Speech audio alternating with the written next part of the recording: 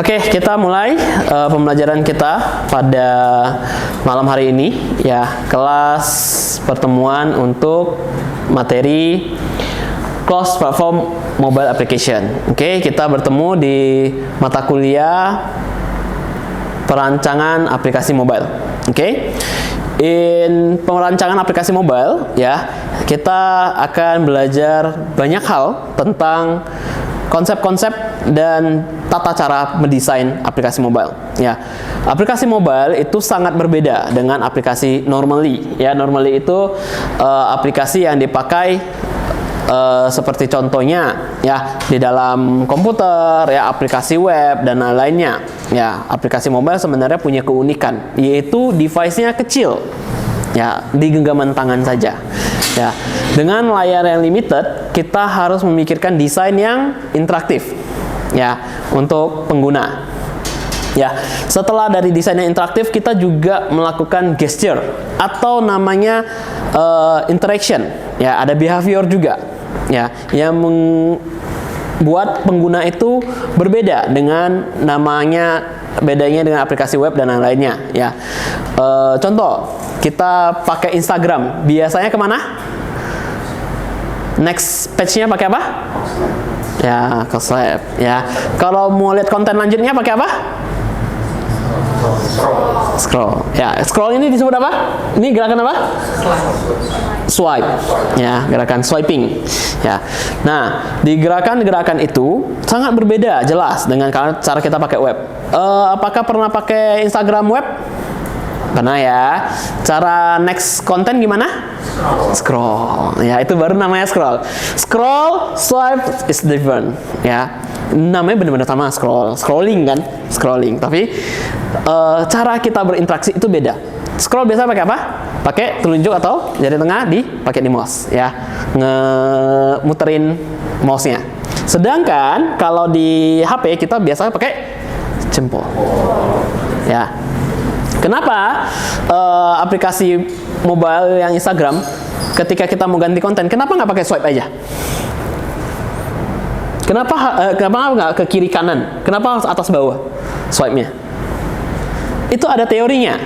Ya, teori dari namanya user experience ya atau UX ya, yang mempengaruhi dari behavior atau sifat dari penggunanya. Jadi kalau misalnya dia kebiasaannya kiri kanan, tangan itu mudah capek. Jadi kalian nge-scroll di Instagram berjam-jam tidak akan berasa karena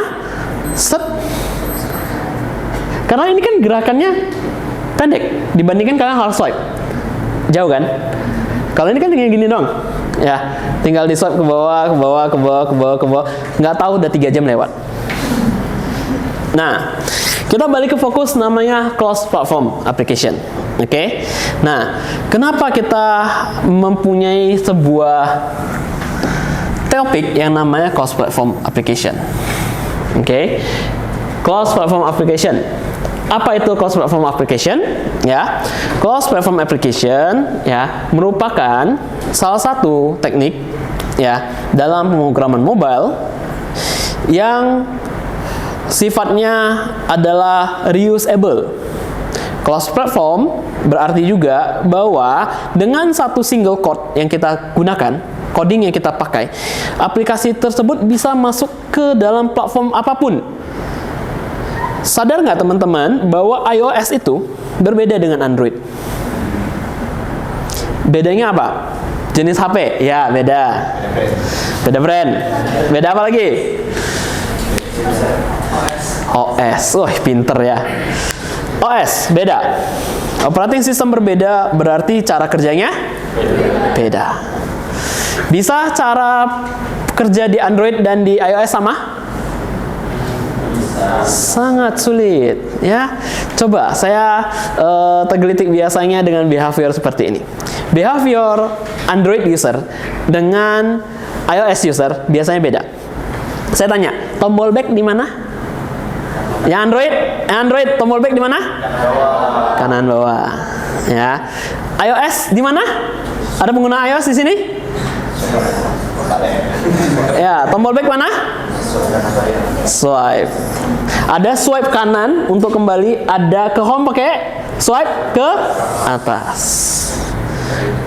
Tanyanya, bedanya swipe ke atas untuk pindah konten di Instagram dan swipe ke atas untuk tutup Instagram, ada beda nggak? Beda, kan? Tapi dikit kan bedanya. Sama-sama gesturnya adalah swipe. Ya, nah, hal-hal seperti itu yang membuat sebuah platform itu berbeda satu sama lainnya. Ya, kita baru ngomongin Android dan iOS yang saudaraan tapi saudara tiri gitu. Ya, belum kita ngomongin namanya sama Windows. Ya, itu lebih jauh lagi saudaranya, ya, sepupu jauh. Ya, kenapa Windows itu tetap terhitung? Pernah dengar Windows Phone?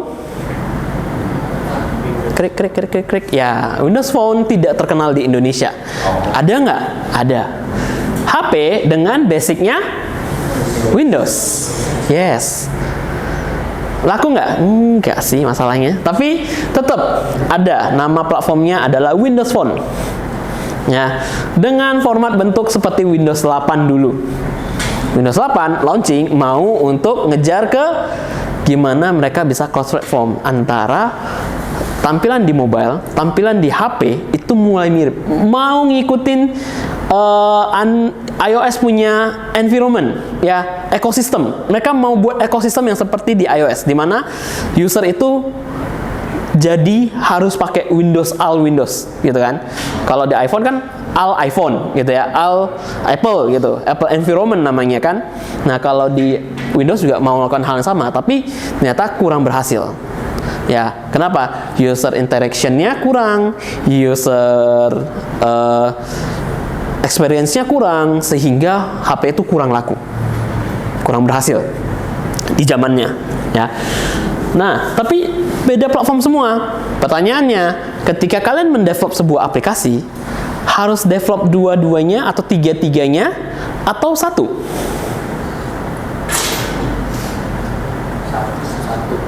Harusnya satu. Hemat, ya kan? Nah, tapi yang terjadi apa? Ketika kita masuk ke cross platform, ya, ketika kita tidak pakai cross platform, ketika kita mau ngembangin aplikasi, rancangan aplikasi untuk iOS, rancangan aplikasi untuk Android, itu dua-dua hal yang berbeda, jauh. Ya, bahasa pemrogramannya sudah jauh. iOS punya Swift, ya, punya C Objective bahasa lamanya. Ya, sedangkan Android dari dulu sampai sekarang, oh, udah berubah juga. Dulunya dia pakai Java, sekarang pakai namanya apa? Bukan, C# itu Windows, ya. Apa yang dipakai? Flutter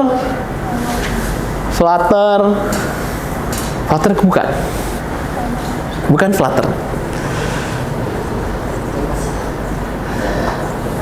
Bukan JavaScript.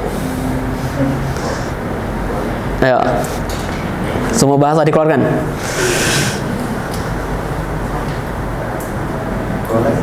Apa? Golang bukan. Golang bahasa berbeda lagi. C+ beda. Oke, bahasanya adalah Dart. D-A-R-T. Dart. Ya. D-A-R-T. Dart. Nah, itu bahasa barunya Android. Ya, sama ngikutin si Apple. Apple ganti Swift, dia juga mau ganti nama, pakai bahasa sendiri, namanya Dart. Oke. Nah, berarti ketika kamu mau ngembangin aplikasi, let's say aplikasinya simple aja. Misalnya kalian mau buat game Angry Bird.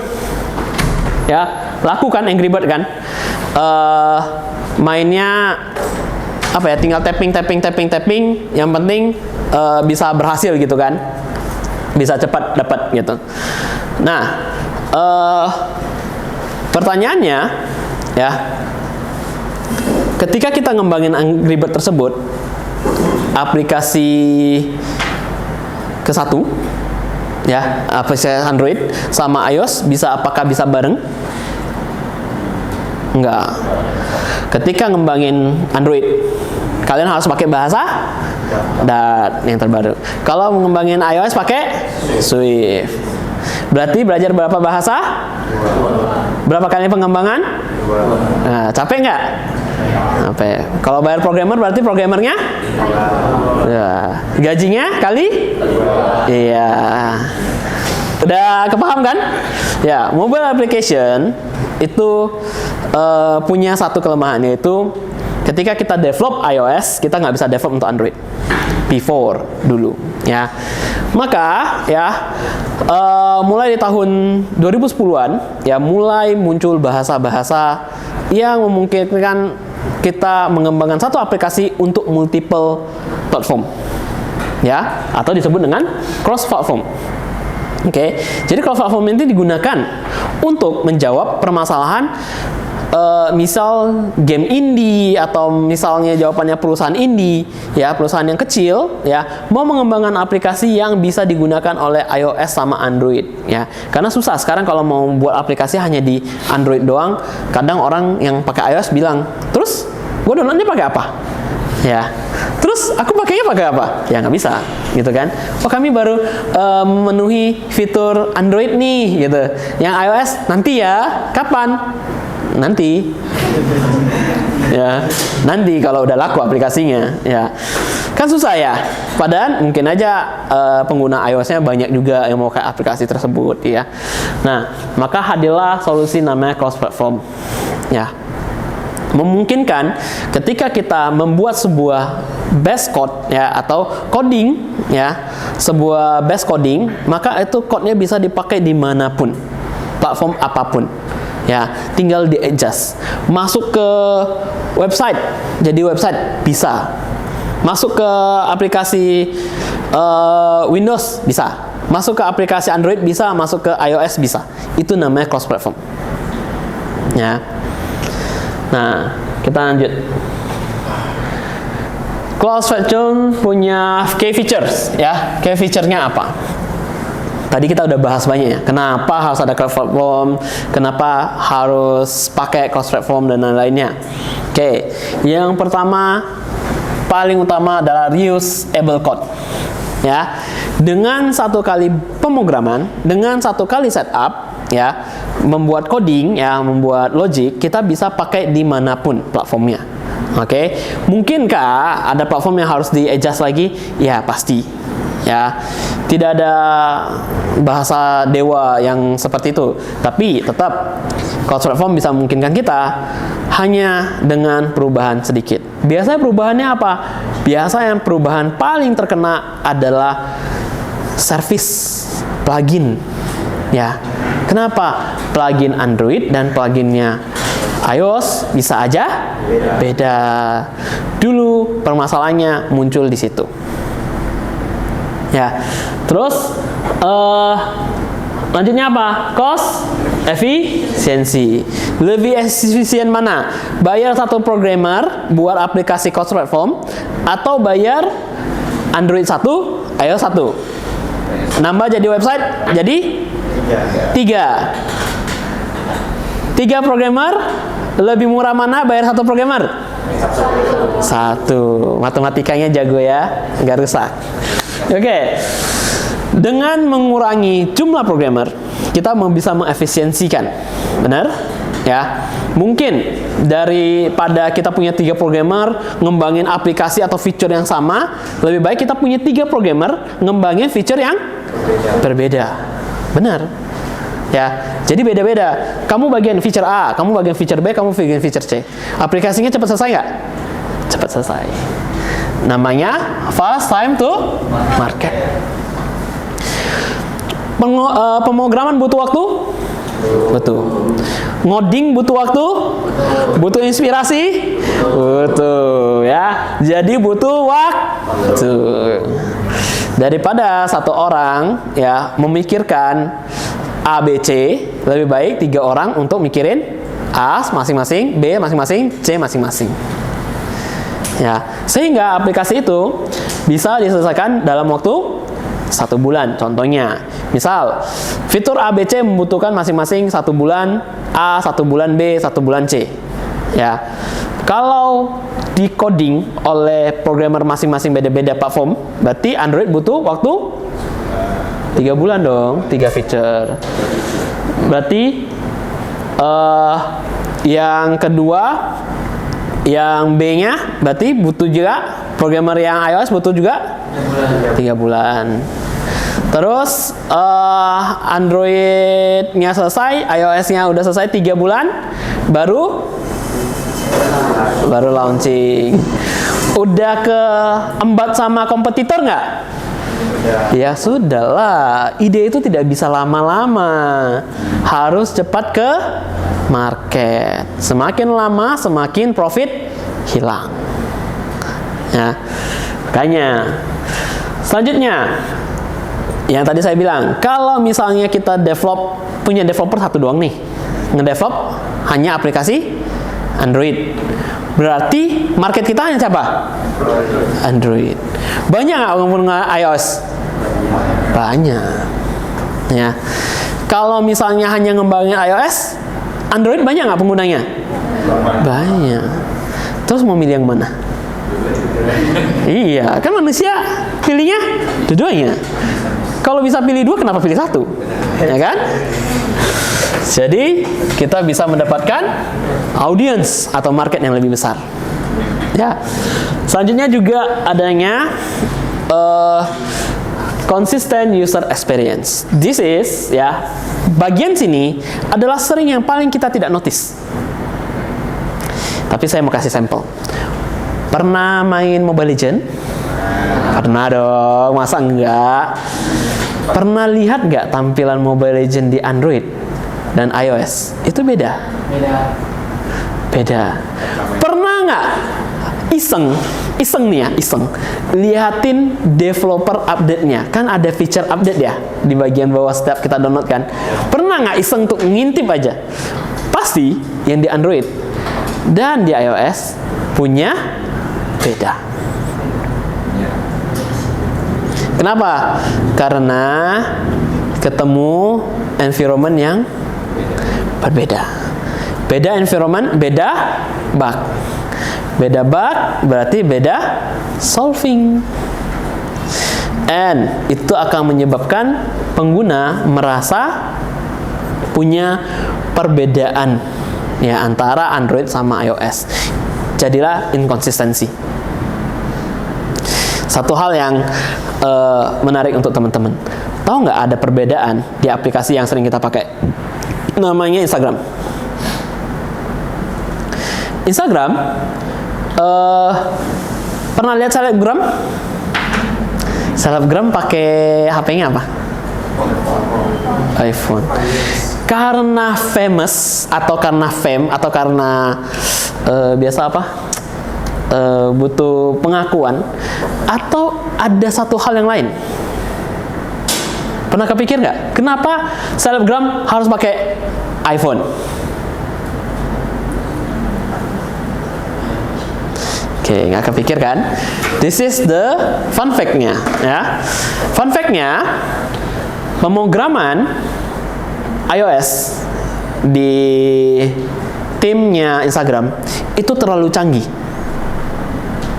Ya, dan environment-nya Apple itu berbeda kecanggihannya dibandingkan Android. Kok beda kasta gitu kok? Ya namanya beda environment, nggak bisa kita paksain.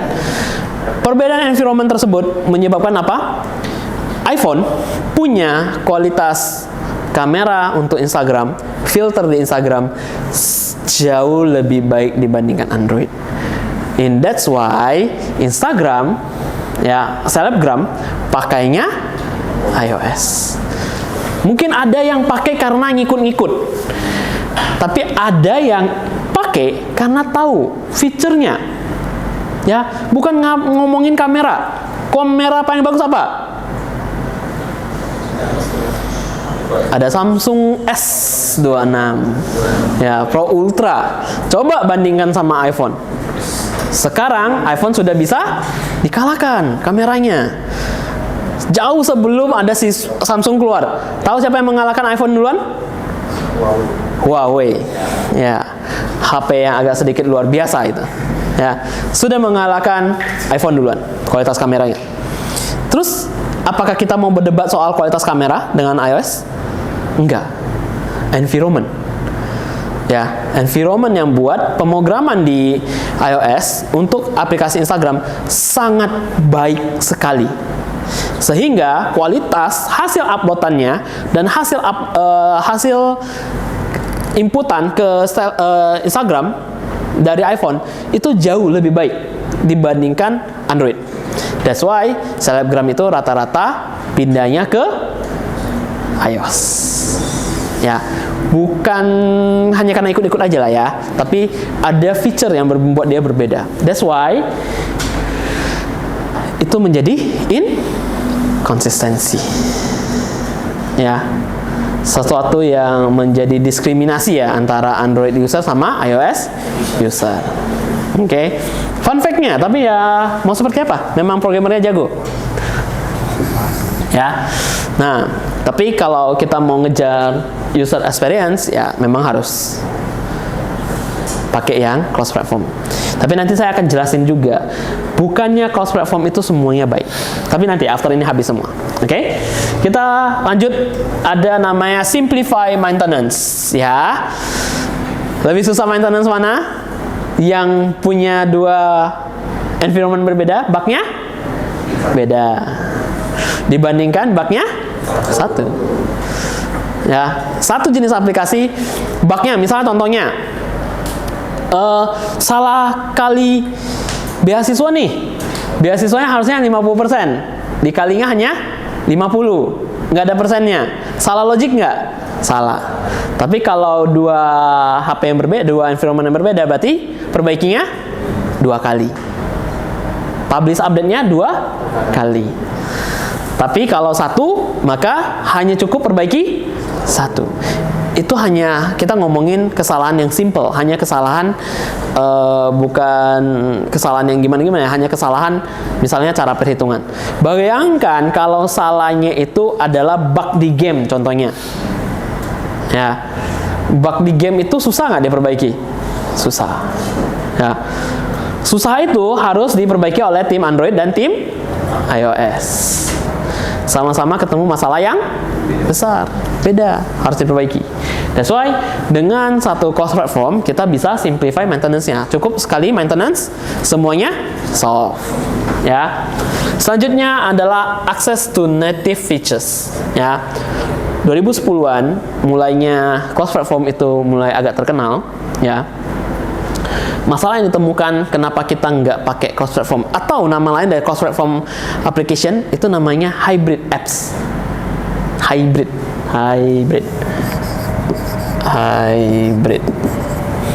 Maaf, tulisan saya jelek ya.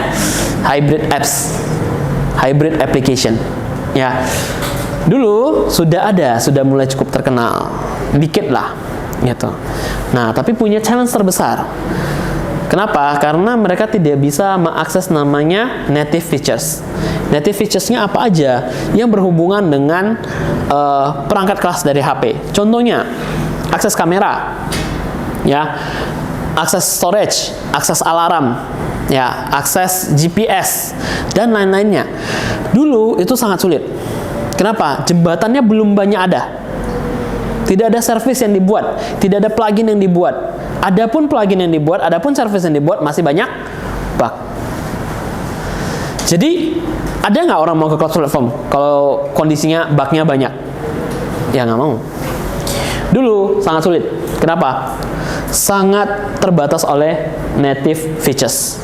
Ya, akses kamera, akses alarm, ya, akses kemampuan untuk matiin HP, ya, itu jadi sebuah limitation besar untuk cross platform di zaman itu. Tapi zaman terus berkembang, cross platform semakin terus berkembang, ya, puji Tuhannya.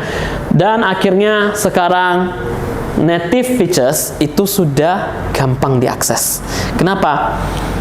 Sudah banyak library yang ada, sudah banyak services plugin yang muncul, ya, sehingga semuanya bisa tinggal akses.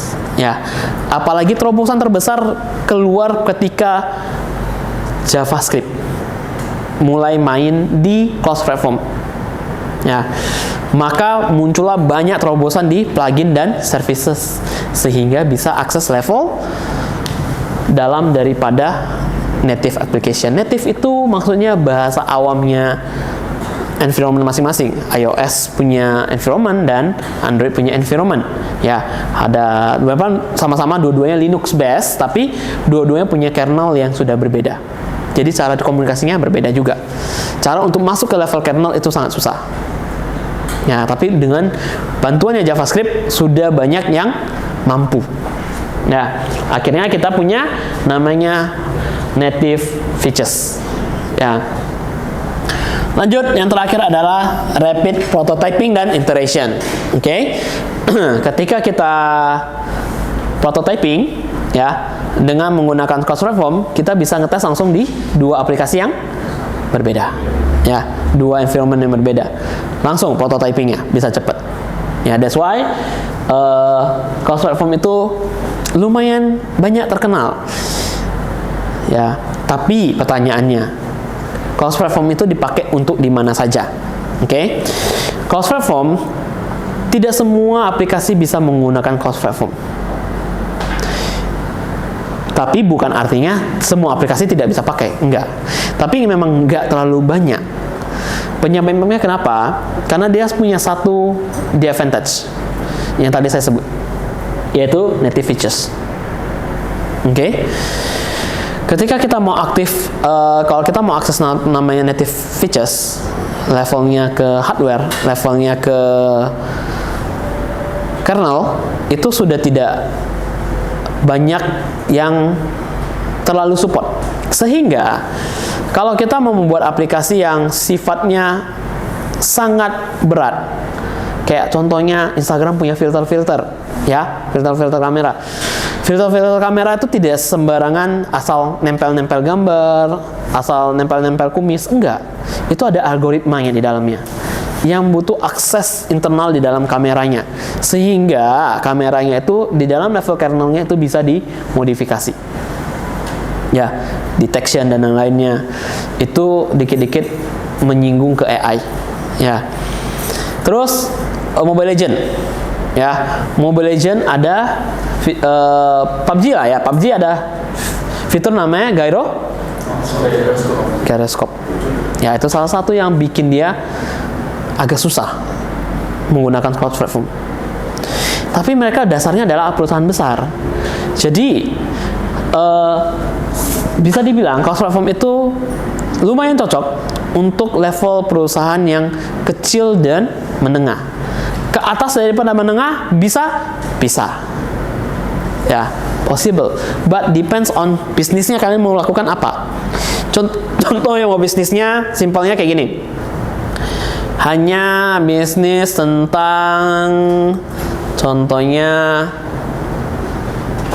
kita mau pesan barang online, ya, pesan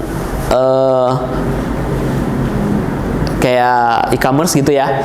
Itu level e-commerce itu masih possible kalian pakai levelnya Cloud Platform. Kenapa? Nggak terlalu banyak akses ke kernel atau akses sistem yang internal. Ya, hanya biasa aksesnya apa? Kamera. Ya, terus biasanya ngapain? Hanya transaksi. Ya, hanya ngetik-ngetik, hanya input-input dan hanya check out dan lain-lainnya. Jadi tidak butuh yang sangat berat. Ya. Terus sistem absensi ya masih bisa kalian pakai Cloud Platform. Jadi Cloud Platform sekarang sudah lumayan canggih. Jadi banyak bisa dipakai aplikasi. Tapi ya itu, perusahaannya biasanya dari bawah ke menengah. Atas ada possible, tapi nggak terlalu banyak. Ya.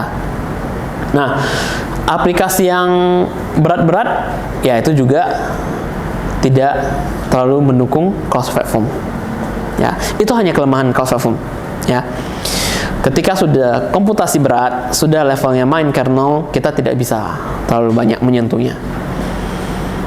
Ya, memang harus jadinya punya iOS sama Android developer masing-masing.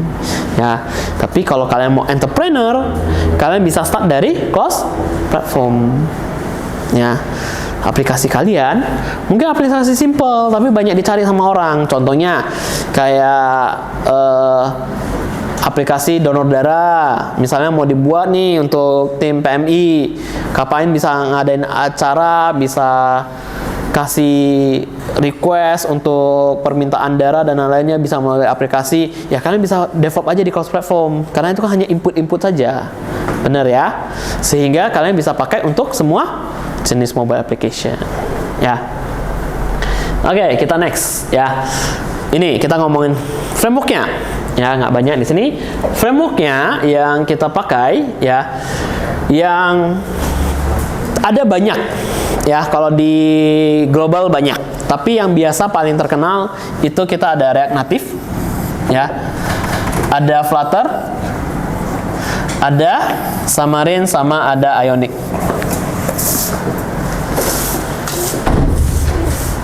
Oke, nah cross platformnya framework ini ya, itu paling utama 4 ini. Yang paling jadul itu ini, Xamarin. Tadi ada yang pakai bahasa C ya, C# ya, atau VB.NET atau ASP.NET. Nah, itu dasarnya pakai Xamarin. Itu adalah yang pertama. Ya, sebenarnya nggak pertama banget. Dia itu saingan sama PhoneGap juga, ya. PhoneGap itu dulu agak-agak saingan sama ya, sebagai yang pertama. Ya, PhoneGap sama Xamarin. Bahasanya pakai bahasa yang native. Ya, PhoneGap itu pakai bahasa Java, kalau Xamarin pakai bahasanya Windows ya, ASP.NET, C# dan kawan-kawannya. Ini Xamarin. Lebih biasanya sih dia pakai ASP.NET ya. Selanjutnya ada Ionic, dan yang sekarang yang lumayan terkenal karena fleksibilitas dan kemampuannya untuk mempercepat proses dan lainnya itu ada di Flutter. Kenapa? Dasarnya pakai JS. Ya, karena dia pakai JS, jadi dia banyak compatibility-nya ya, dan yaitu JS itu sudah bertebaran pluginnya sama servisnya. Flutter itu lebih mudah umurnya. Yang pertama muncul adalah React Native dulu. React Native ya, ini muncul pertama kali dia menawarkan fitur untuk bisa mengakses native features, makanya dia lumayan terkenal. Kenapa? Pada dasarnya dia pakai JS juga. Jadi core mereka sama, desainnya aja beda ya. Pada dasarnya semua bahasa pemrograman sama, hanya cara pakainya. Paham logik pemrograman, semua bahasa bisa dikuasai. Oke? Nah, kita lanjut ya. Di dalam cross platform sendiri ya, kita harus mengerti namanya konsep dari konsisten, continuous, dan complementary. Oke? Nah, 3 produk apa ini ya? Pemrograman mobile ya, itu di zaman saat ini ya sudah harus memenuhi 3 ya, 3C. Konsisten, continue, dan complementary. Apa aja itu konsisten? Pertama, ketika masuk dengan tahap namanya konsisten, yang seperti saya katakan tadi ya, ketika kita akses aplikasi ini lalui Android, lalui iPhone, lalui komputer, itu harus punya sebuah interface, sebuah gestur yang sama ya. Jadi kalau di sini ikonnya adalah warna hijau, di aplikasi apapun ikonnya warna hijau. Kalau dia warnanya bentuknya bulat, maka semuanya harus bulat. Itu namanya konsisten. Kalau dia play videonya pakai diklik, maka semuanya harus pakai klik ya. Jadi namanya konsisten ya. Warnanya sama, bentuknya sama, mungkin susunannya berbeda ya. Mungkin di tablet tampilannya lebih besar, jadi dia bisa sectionnya pecah 2. Oke? Tapi kalau di HP karena ukurannya terlalu kecil, maka dia hanya satu list saja, satu pecahan saja. Nah, itu adalah bagian-bagian yang biasa kita pakai untuk bisa kita punya tampilan yang fluid ataupun adaptif, ya. Nah, setelah kita ngomongin konsisten, semuanya harus konsisten, kita ada namanya continuous. Ini berhubungan dengan UI juga, user experience juga, ya. What is continuous? Ya, continuous maksudnya adalah platform yang kalian pakai, platform yang kalian buat, ya, harus bisa mampu dipakai tempat lain. Contohnya, pernah nonton Netflix? Ya, pernah nonton di PC? Oke, misal contohnya lagi nonton film apa? Squid Game ya? Nonton Squid Game 3, ya. Lagi episode 5 menuju 6. Ya. Kayaknya episode yang sangat sulit ditinggalin, benar? Oke, kita nonton dari komputer misalnya, contohnya. Terus tiba-tiba sakit perut. Kalau sakit perut biasanya ngapain? Ya, toilet ya, cari toilet. Bawa laptopnya? Enggak dong, lucu ya, bawa laptopnya ke toilet gitu, terus kita harus pangkuin, nggak mungkin kan? Nggak mungkin. Jadi bawanya apa? HP. Bawa HP terus ke toilet. Habis ke toilet terus buka Netflix. Untuk apa? Untuk lanjut nonton. Sakit perut boleh, nonton tidak boleh? Stop. Ya. Kalian nontonnya lanjut dari detik terakhir kalian nonton atau ngulang dari episode 1? Lanjut, ya, lanjut. Lanjutnya kalian harus slide nggak? Harus nyari lagi nggak? Tadi detik berapa ya? Dia udah sampai detik berapa ya? Menit berapa ya? Nyari lagi atau klik play langsung? Oh, klik play langsung ya. Nah, itu namanya continuous.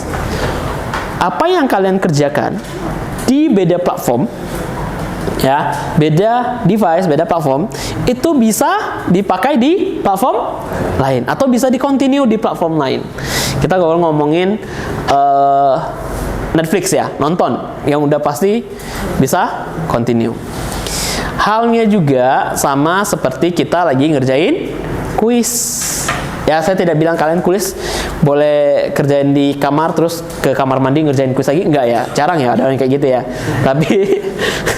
Tapi kalian biasanya, let's say kuisnya ada 500 pertanyaan dan dibilang boleh cicil. Berarti kalian kerjain sampai sebisa mungkin. Sebisanya misal hari ini 50. Ya. Besok kalian baru mau lanjut, tidur dulu. Habis tidur, bangun, kalian mau lanjutin. Apakah mulai dari 1? Tidak. Kalau dimulai dari 1 kalian masih mau? Enggak.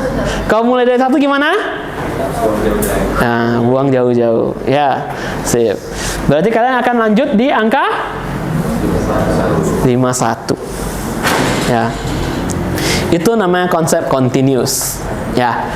Nah, dari platform apapun yang kalian pakai bisa harus punya namanya continuous, ya, harus support dengan namanya continuous.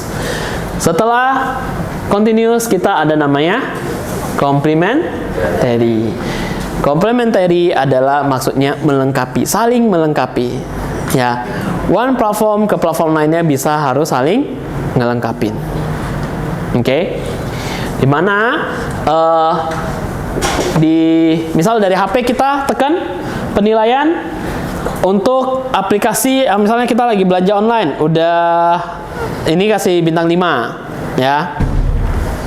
Terus misalnya contohnya pengirimnya bawa tabletnya akan langsung ketahuan bahwa sudah ada masuk penilaian. Atau dari yang sales, ya, yang menjual, dia bisa tahu kapanpun kalau orangnya sudah tekan kasih penilaian. Maka kalau udah penilaian, duitnya cair, ya. Oke, that's why ya multiple device experience yang harus diutamakan harus 3C. Kalau tidak 3C berarti aplikasi kalian belum melengkapi untuk mereka pakai. Experience-nya belum full. Ibarat hotel belum bintang 7 lah. Masa konsepnya hanya bintang 5? Hai go, bintang 7 dong. Ya. Ya, jadi harus kasih service yang maksimum. Ya. Karena one of them, ya, satu daripada multiple multi device experience ini kurang aja, biasanya akan mengurangi user satisfaction. Ya. Kepuasan pengguna. Kepuasan pengguna itu based on dari UI dan UX. Ya, ada user interface-nya yang seperti apa. Kalau user interface-nya tidak konsisten, masih mau pakai? Susah. Ya, di sini tombolnya misalnya warna hijau untuk terima. Kalian pindah ke PC, tombolnya jadi warna pink. Pusing nggak? Pusing. Ya. Tombolnya di HP sebelah kiri, tiba di komputer di atas kanan. Masih tahu tombolnya itu? Enggak, pusingnya. Nah, itu namanya inkonsistensi, ya. Terus harus bisa continue, ya. Karena sudah disadari bahwa kita sekarang penggunaan aplikasi mobile itu sudah layaknya barang awam. Artinya apa? Artinya biasanya selalu pakai device HP, ya. Tapi setelah kita pakai device HP, apakah kita punya device lain? Ada, ya, ada PC, ada laptop, ya. Any of your personal widget, ya. Ada lagi tablet, ya. Semua itu harus bisa connected satu sama lain, ya. Bisa continuous. Dan continuous ini pekerjaan di HP itu tidak cepat selesai. Contohnya, ada pekerjaan yang selesai di Instagram. Ada yang pernah merasakan menamatkan Instagram? Oh, enggak, ya. Ada yang pernah menamatkan Mobile Legend? Ya, nggak ada tamatnya kan? Harus ada continuous. Tapi yang paling penting daripada continuous adalah experience. Ya, kalau kita sampai buat aplikasi seperti Netflix gitu ya, contohnya aplikasi Netflix, tiba-tiba kalian lagi nonton, udah seru, mana tahu lagi kalian detik keberapa, menit keberapa. Tapi kalau tiba-tiba mau lanjut nonton, emang harus scroll lagi. Ya, itu akan bikin user satisfaction-nya berkurang, turun. Ya, termasuk dengan complementary. Semuanya harus saling connected, saling melengkapi. Oke. Udah belajar cross platform apa? Udah tahu keuntungannya apa? Udah tahu kekurangannya apa? Udah tahu 3C itu apa? Next. Any question? Oke. Ya, William. Paling masuk di key feature-nya dari cross platform ini. Ya. Saya tertarik di bagian ini. Mereka kan susahnya tuh di native feature-nya. Ya. Itu paling mau nanya itu butuh berapa lama sebenarnya untuk banding masuk ke native feature-nya? Butuh 1 tahun kah, 2 tahun kah? Nah, kecepatan programming, ya, kecepatan sebuah bahasa pemrograman berkembang, kecepatan sebuah pemrograman berkembang itu terletak pada satu, namanya community. Tahu nggak community yang terbesar itu di mana? Community apa? Community yang terbesar saat ini adalah JavaScript. And that's why JavaScript itu bisa sangat cepat untuk membuat plugin dan service. Ya. Itu semua bahasa pemrograman itu really depend on kecepatan dari community. Semakin besar community-nya, semakin banyak yang pakai. Kenapa semakin banyak yang pakai? Kamu nanya apapun dijawab sama community-nya. Ya, bukan pemilik programnya. Enggak. Pemilik program itu kadang santai-santai enggak. Kenapa? Contohnya bahasa pemrograman Laravel, bahasa pemrogramannya Coordinator memang agak lebih kecil sih, nggak terlalu gede. Tapi Next.js, Golang, Python itu terkenal karena apa? Karena community-nya besar. Golang itu orang bilang, oh bagus banget dalam pemrograman machine learning dan lain-lainnya. Memang benar, ya. Tapi kalau dia tidak didukung oleh komunitas yang besar, backing up-nya, maka banyak yang nggak pakai Python. Pasti susah, karena nggak semua orang langsung jago Python. biasanya kalian stuck, kalian error, tanyanya ChatGPT.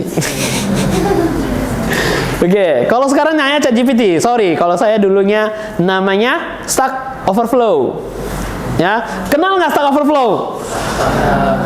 Oke, ada yang tahu, ada yang enggak ya? Ya enggak, pulang searching Stack Overflow itu buat apa? Ya. Dulu ChatGPT tidak ada, ya, bukan menganggap kalian enak atau enggak, bukan, ChatGPT membantu kok. Tapi sebelum ada ChatGPT, kita ada namanya dulu Stack Overflow. Itu adalah forum pemrograman yang dipakai untuk orang tanya jawab. Nanya ini, nanti jawab ini. Ditanya, errornya gini. Ada nggak yang mengalami? Oh, saya juga mengalami yang sama. Solusinya kamu harus ubah gini. Coba pakai code ini. Ya, biasanya kita akan sama kayak pengguna ChatGPT, copy paste. Work. Oke. Kalau it works, don't touch it again. Ya. Itu memang rahasia programmer. Kalau itu jalan, maka dibiarin. Kadang kita juga nggak tahu kenapa dia jalan, kenapa dia tidak jalan. Tapi kalau dia jalan, jangan ya, jangan diapa-apain. Tinggalin aja. Dah. Ya. As it walk, leave it. Oke. That's why kita memang sangat depends on community. Jadi semakin besar service itu, biasanya community service itu semakin besar, community itu maka semakin cepat mereka bisa melakukan pengembangan. That's why terjadi pengembangan besar sangat di JavaScript, ya, karena lahirlah React Native, lahirlah Next.js dan lain-lainnya seperti itu. Oh, lanjut sini. Oke, next, another question? Enggak? Kan tadi tuh di situ ada 4 framework. Ya. Nah, ya. itu biasanya dipakai satu aja atau bisa di-mix? Oke, good question ya. Nah, framework, setahu kita beberapa framework itu bisa di-mix, beberapa yang tidak bisa, ya. Nah, kalau pertanyaannya apakah framework ini bisa di-mix atau enggak? Nah, depend on frameworknya. Kalau environment-nya masih sama, kadang-kadang bisa di-mix. Tapi kalau biasa framework-nya sudah beda, biasanya tidak bisa di-mix lagi. Ya, mix-nya gimana mix-nya? Mix-nya itu nggak purely mix. Hanya ngambil bagian-bagian. Contoh, kita buat back-end pakai React Native. Front-end kita pakai Flutter. Bisa. Oke? Nah, contohnya partnya gitu. Jadi nggak bisa front-end dua-duanya pakai Flutter dan React. Ya, kadang nggak sulit. Ya, walaupun ini kakak beradik. Flutter sama React Native itu kakak beradik. Benar-benar dekat banget. Kenapa? Bahasa induknya sama. Bahasa induknya sama. Sama-sama dari JS. Ya. Ada teman selanjutnya tuh Next.js lagi. Nah, tapi beda lagi itu. Ya. Jadi really bisa di mix, tapi biasanya side by side, tidak bisa digabung sekaligus, nggak bisa. Ya, campur-campurnya itu bagian per bagian. Karena apa? Masing-masing punya kemampuan, masing-masing punya advantage, punya kelebihan masing-masing. Ya. Makanya bahasa pemrograman itu banyak. Bahasa pemrograman itu banyak bukan karena orangnya iseng buat bahasa pemrograman baru, kayak menciptakan kaligrafi baru atau bahasa baru gitu biar keren, biar terkenal gitu. Enggak. Bahasa itu diciptakan, bahasa pemrograman itu diciptakan karena mengejar efisiensi, ya, dan satu mengejar highlight atau features yang kita mau itu. Python memang terkenal banget untuk bahasa pemrograman yang dipakai untuk machine learning. Ya, memang highlightnya di sana. Tahu Golang dipakai buat apa? Golang itu banyak dipakai untuk back end. Kenapa? Dia punya kekuatan untuk memproses data yang sangat cepat. Nggak meninggikan Golang ya, nggak. Tapi kebetulan dia punya track record yang bisa dipakai untuk dilihat bahwa ketika melakukan komputasi yang sama, Golang bisa punya kekuatan yang lebih oke di komputasinya. Dengan settingan yang sama dan lain-lain, dia bisa lebih cepat. Ya. Terus, kenapa ada yang pakai C#? C# penggunanya sama dengan pengguna Java. Orangnya maunya stable. C# itu stable. Maksudnya apa? dia itu relatif aman dipakai karena dia bahasanya under Windows. Kalau Java kan bisa under banyak hal ya, tapi biasanya dipakai itu dengan untuk perusahaan-perusahaan yang meninggikan keamanan. C# salah satunya untuk meninggikan keamanan. JavaScript juga also gitu. Kenapa? Bahasa pemrograman yang baru, bug-nya banyak, benar? Chance untuk diserang juga banyak. Bahasa pemrograman yang lama gimana kok? Iya, semakin jadul siapa yang mau belajar. Pascal adalah bahasa pemrograman yang paling aman menurut saya sekarang. Tahu nggak kenapa Pascal paling aman? Saya nanya siapa yang bisa nguasain Pascal sekarang. Hackernya juga capek mau belajar lagi. Ya, that's why bahasa jadul itu biasa aman. Ya, kalau lihat Bank BCA, mereka pakai Java, JavaNet kalau nggak salah. Kenapa? Karena mereka ngejar keamanan, bukan ngejar tren. Kalau ngejar tren, mereka mau ganti bahasa apapun bisa kan develop lagi. Tapi kalau sempat bahasa baru, bugnya tembus, terjadi down server di BCA, siapa yang tanggung jawab? Nggak ada yang berani lah. Coba aja gitu. Jadi ada bahasa yang dipakai karena keamanan, ada bahasa yang dipakai karena punya features-nya tertentu, kayak Golang dan Python. Ada bahasa yang dipakai karena dia memang khususnya di sana. Gitu. Jadi depends on React Native and Flutter, Xamarin sama Ionic itu tergantung dari kita mau ngejarnya kemana, mau pakai yang buat apa. Masing-masing punya advantage. Ya, jadi nggak bisa bilang, oh framework ini aja jauh lebih bagus. Kenapa bagusnya? Nggak tahu, lebih terbaru. Nggak bisa. Nggak ada kata terbaru maka terbagus, nggak. Ada yang bilang Flutter bagus, ya. Ada yang bilang React Native bagus, ya memang benar. Depends on penggunaan. Depends on maunya lebih di mana. Gitu. Oke, next question. Ya. Saya mau bertanya untuk segi arsitektur ataupun metodenya itu berupa MVVM atau model view model ataupun BLOC untuk segi cross platform yang digunakan. Cross platform yang dipakai tergantung daripada framework yang Anda pakai. Kalau Flutter kita pakai kenal namanya MVVM, model view model. Bedanya apa? Nah, itu masuk namanya pemrograman aplikasi mobile. Itu bahasa pemrogramannya. Itu arsitektur pemrogramannya. Ya.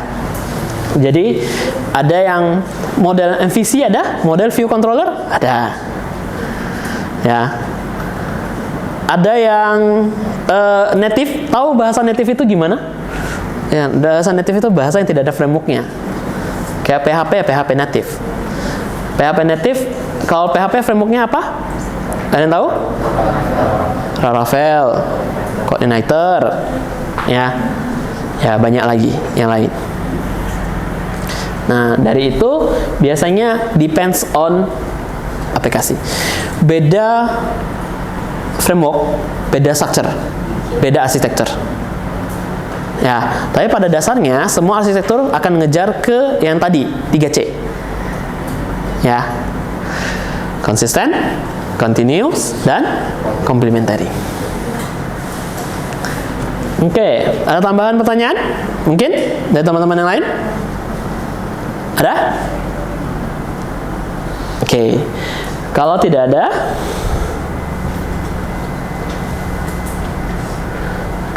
gantian, saya yang nanya. Ya, udah belajar cukup, udah dapat ilmu yang cukup. Nah, sekarang kita tes ilmunya. Saya mau nanya, kenapa menggunakan cross platform? Silakan, ada yang tanya untuk menjawab. Sebelum saya tunjuk. Ayo, siapa? Apa aja keunggulan daripada cross platform? Efisiensi. Ya, angkat tangan ya, jawabnya angkat tangan. Ya, biar kita kenal. Efisiensi. Apalagi? Ayo, kita butuh 3 aja. 2 lagi ya, 2 lagi. Ya? reusable, ya, reusable code. Ya, itu paling berharga saat ini. Lanjut. Konsisten user experience. Ya, consistent users experience. Oke, itu beberapa hal yang membuat highlight cross platform itu sangat berguna untuk saat ini. Oke, sekian dari pembelajaran kita hari ini, ya. Nanti kita akan ketemu lagi untuk next minggunya. Kita akan belajar namanya design responsif. Oke, thank you. Selamat malam semuanya. Malam.